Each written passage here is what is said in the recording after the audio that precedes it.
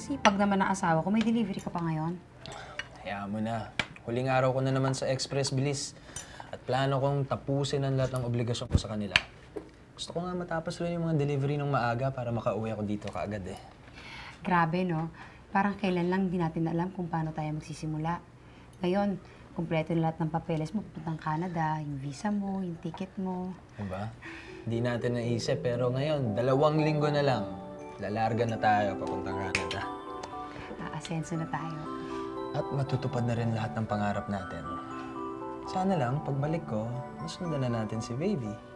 Or pwede, bago pa ako umalis. Ano ka ba? Bakit? Ilan anak mo gusto ng misis ko? Tama na sa akin si Bea. Ang hirap kaya magbuntis, no? Paduy nito, alam mo, mas marami, mas maganda, mas masaya. Sana lang magandang buhay yung may bigay natin sa kanila. Alam mo, yan ang maipapangako ko sa'yo at sa mga bata. Kumain ka na. Oh, Mahuhuli sige. ka pa. Oh, ano yan?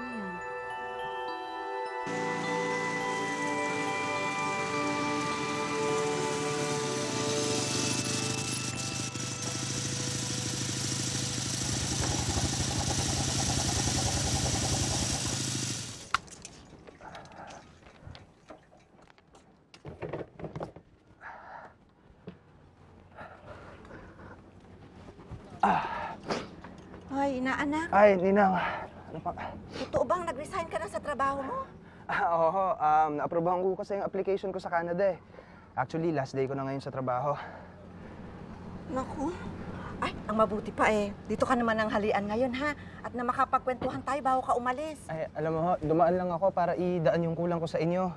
Kailangan kong dumaan sa bahay ng kapatid ko eh. Gusto yatang makipag-usap bago ako umalis eh. Tsaka, 2 linggo pa naman ako dito kaya pwede pa tayo magkita.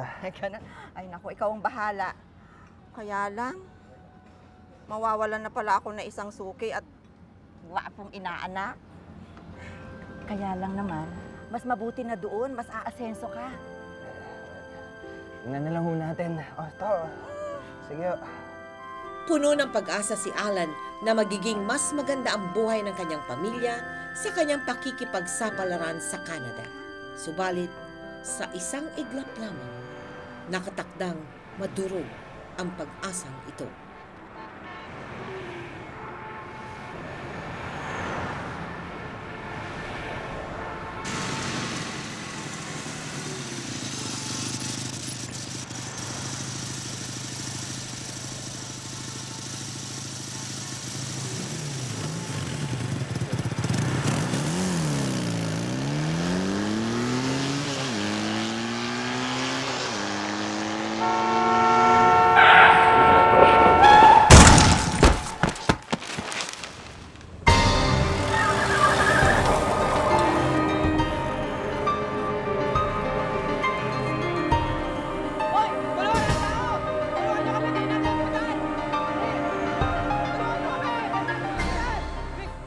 Tagal naman ni Kuya.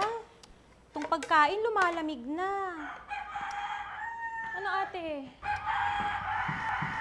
Oo nga eh. Sabi niya, 12:00 nandito na siya. Alam ko, dyan lang naman siya sa Festival Mall manggagaling eh.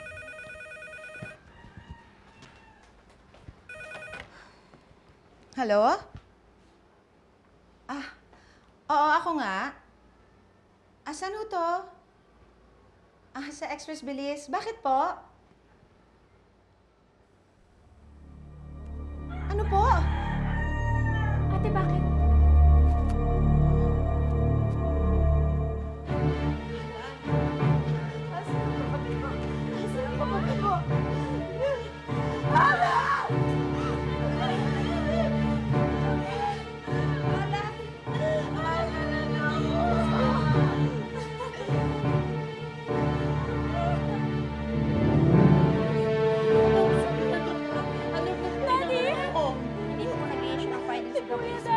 Maghintay-hintay po muna kayo.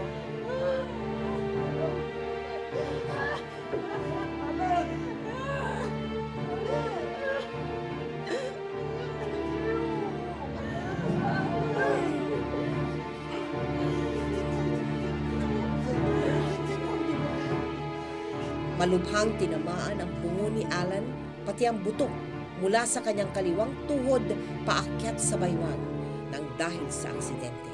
Inilipat siya ng ospital upang mas mapagtuunan ng atensyon ng mga espesyalista ang kanyang kalagayan. Sa puntong ito, nanatili pa rin siyang comatose. Tinitignan pa ng mga doktor kung magiging positibo ang reaksyon ng kanyang katawan at kanyang utak sa operasyon. Hindi biro ang tinamo ng anak ninyo, Mrs. Dok, nagigising pa po ba ang asawa ko? Naniniwala kami magigising ang pasyente. Parang nag-hibernate lang ang katawan niya dahil sa tindi ng dinaanan ng katawan niya sa aksidente. Ano po bang pwede mangyari sa kanya? Kahit mapaaga ang paggising niya from comatose, maaaring hindi na siya maglakad. Maaaring malumpo ang asawa niya. Malumpo? Dahil sa mga nabaling buto sa kanyang binti, pati ang kanyang pelvic bone. Pinag-aaralan pa namin. Baka kailanganin ng isa pang operasyon. Baka kailangan putulin ng kanyang kaliwang binti. And as for his head injuries, worst scenario na ang permanent brain damage.